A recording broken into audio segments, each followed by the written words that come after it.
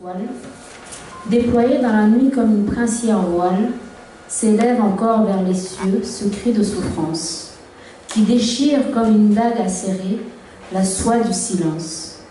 Des femmes à genoux tremblent, gémissent et pleurent, au creux d'une douce vallée où règne la peur, la terreur, semée dans une verdoyante vallée par d'étranges prédateurs venus de proches frontières, tels des anges exterminateurs au cœur d'airain, aux yeux troubles, aux mains entachées, de 1000 crimes obscurs, de sombres desseins occultés.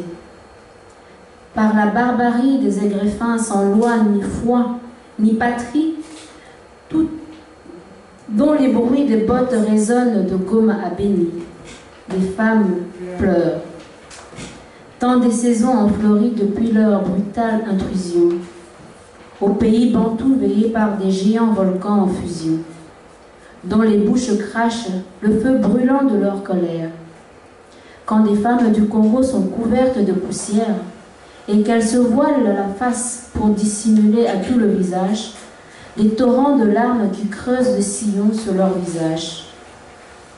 Perles de rosée qui roulent et se brisent contre la digue de l'indifférence du monde qui demeure et veut demeurer sourd à toutes leurs souffrances. Kulalami Kayamwanamunki, une déchirure, un cri, une ultime prière. Dieu semble les avoir abandonnés dans leur tourmente, leur enfer. Leur père, leurs frères, leurs maris, leurs fils les rejettent dans la rue. Ils ont honte de l'opprobre qui a coulé sur leur corps. Ils ont peur de l'opprobre qui a maculé leur corps et leur âme mise à nu. Des femmes pleurent. Le tabernacle de leurs entrailles, où germe la vie sacrée, par des hommes en folie, a été des dizaines de fois violé. Et des sémences maléfiques s'y sont enfouies dans la haine, la violence et tout son macabre lot de perversité et de peine. Du sang en fleurs écarlates, à maculer les dessins de leur pagne, au ton chatoyant rutilant sous la lune qui dans le ciel règne. Mais, loin dans un pays au ciel de neige, des femmes les ont entendues. Leur cri de détresse a été si puissant qu'il a traversé toutes les étendues. Porté par un grand courant d'amour vers les sources cristallines du cœur de toutes ces filles nées comme elles de la matrice du Congo qui pleure. Elles ont frémi d'horreur en entendant ce cri inhumain poussé par toutes leurs sœurs, abandonnées dans l'effroi, la honte, le désespoir, l'oubli et une bien étrange peur. Des femmes pleurent.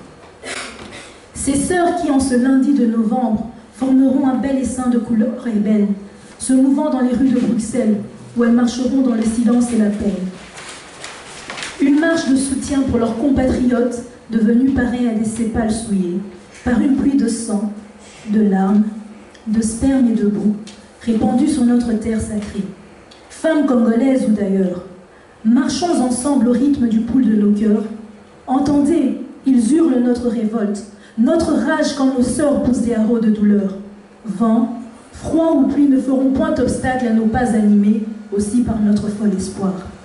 De réveiller enfin les consciences de toutes ces nations plongées dans l'ignorance et le noir, qui occultent les maux de nos mères, de nos filles, de nos sœurs qui portent et donnent la vie.